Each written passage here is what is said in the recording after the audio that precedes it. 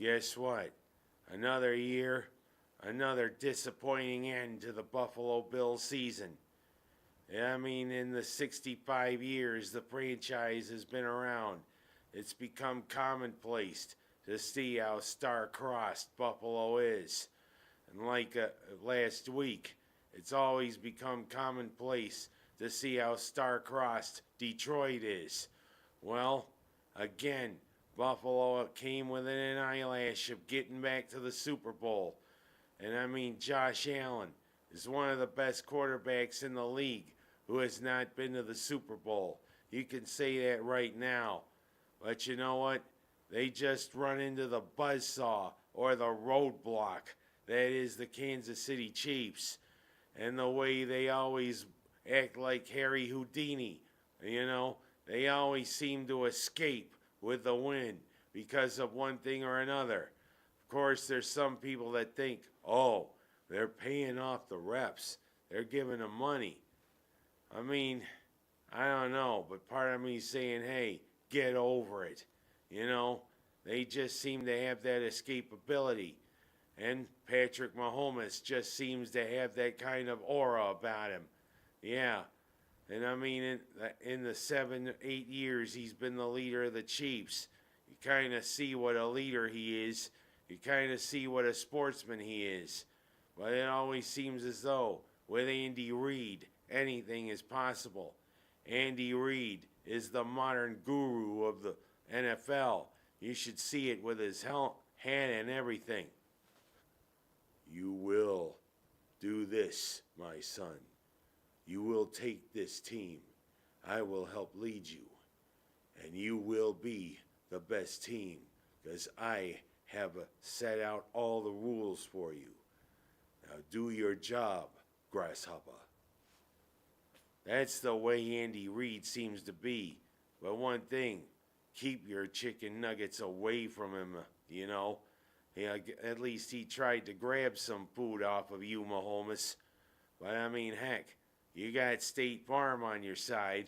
Of course, when you come to Buffalo, like you will next season, like a good neighbor, Buffalo State Farm isn't going to be there for you, Patrick. Well, it was a good battle. Another classic between these two rivals, which date all the way back to the AFL. And pretty much almost date all the way back to the first Super Bowl. Who was it who defeated Buffalo to go to Super Bowl I? Why, it was Len Dawson in Kansas City. But you know what? Are we getting sick of losing to the Chiefs? I think so. Are we sick of seeing Patrick Mahomes and Andy Reid? I think so. Are we sick of seeing Travis Kelce and his girlfriend, Taylor Swift, who's hooping it up in a suite? Yeah, I think we are. You know what? Let's get somebody different sometime, Buffalo's tried. But I mean, in the regular season, we're able to handle the Chiefs. But in the postseason, it's like giving kryptonite to Superman. And what about all those death threats they're throwing against Dalton Kincaid? You know what? It wasn't all on him. There was a whole bunch of things that could have gone right that would have helped Buffalo win. First of all, Allen was under extreme duress on that play. The Chiefs' disguise then unleashed a pretty good corner blitz, as Steve Spagnuolo is known to do, which is why he's one of the best defensive coordinators in the league. And yeah, Allen had to run for his life and heave it. Somehow, Kincaid was in position to make the catch.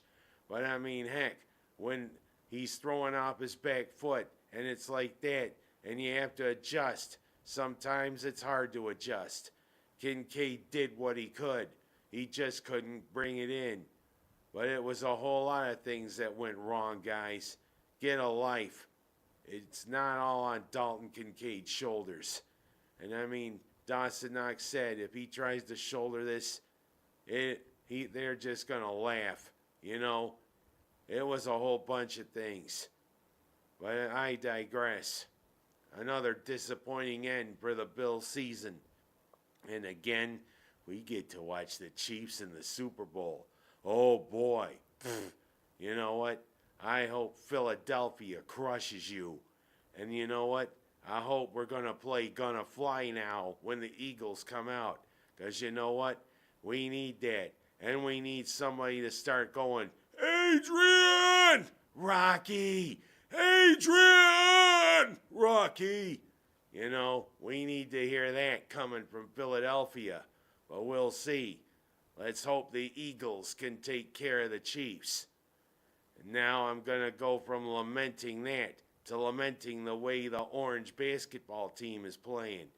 Yeah, Clemson, who's one of the better teams in the ACC. We went down there to Little John Coliseum, and yeah, we again showed why we need work.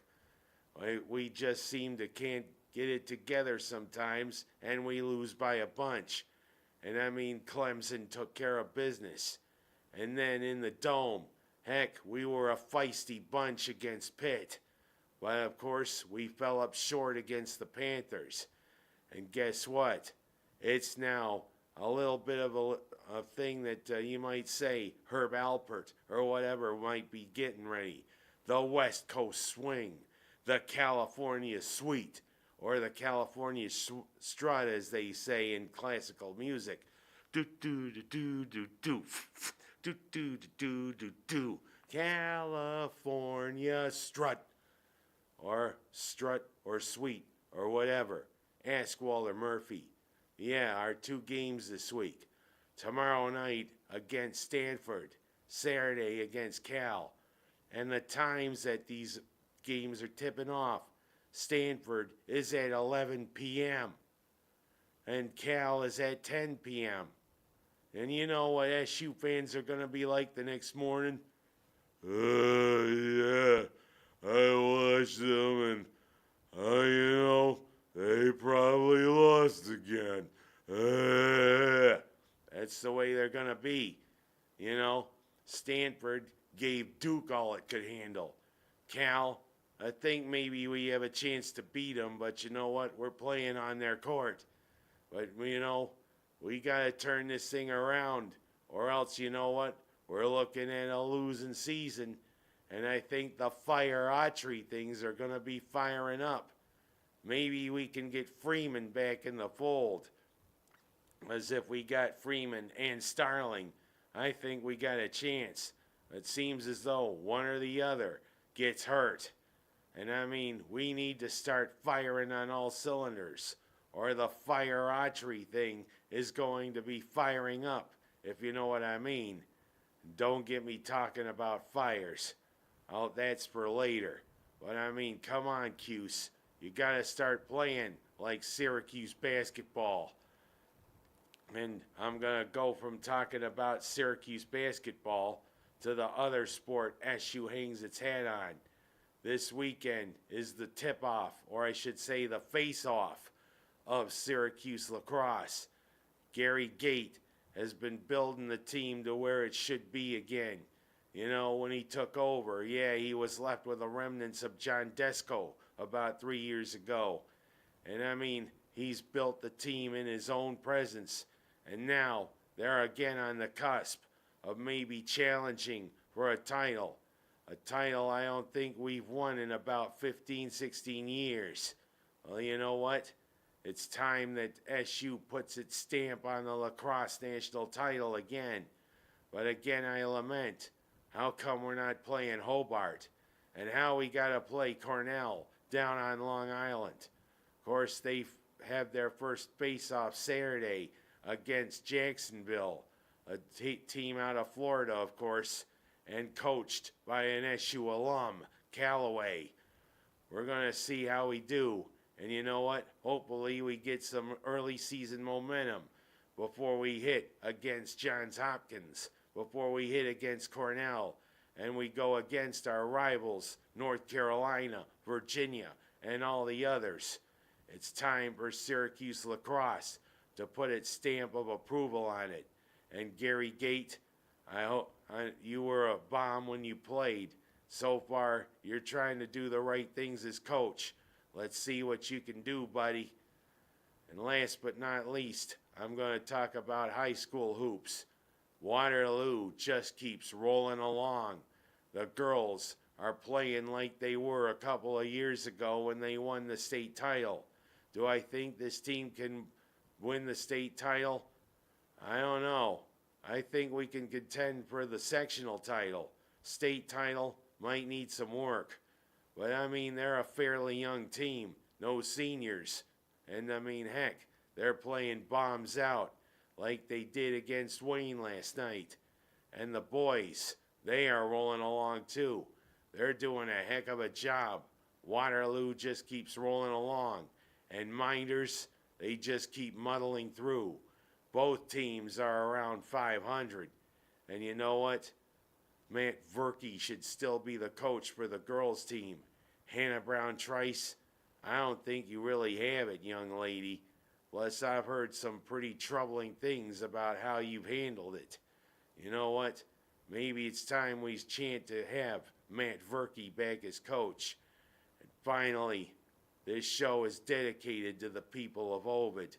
They had a devastating fire that wiped out much of their business district last week, including the only grocery store they have for like 20 miles. The Ovid Big M was a great store, and hopefully they can rebuild. And I mean, heck, that Bills flag that survived that fire was a beacon of hope, but it just quite didn't have the magic there to bring us a victory. But my heart is with Ovid. You can come back.